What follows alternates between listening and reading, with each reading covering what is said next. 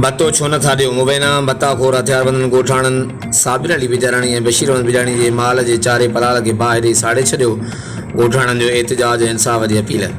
करमपुर थाणे जी हद ॻोठ सब्जल खान बिजाणी में मुबैना भत्तो न ॾियण तां हथियारबंदनि राति साबिर बजाराणी ऐं बशीर बजाराणी जे पलाल खे बाहि ॾेई साड़े छॾियो। वाक़े ख़िलाफ़ ॻोठाणनि जो एहतजाज कंदे चयो त अॻु बि सागन जवाबदारन भत्ते न ॾियण तां असांजो ॾहनि जरीबनि जो पलाल साड़ियो हो, जंहिंजा नाला असां इलाइक़े जे मोज़ज़ीन ऐं करमपुर पुलिस खे ॾिना आहिनि, पर को बि तदारुक नथो करे।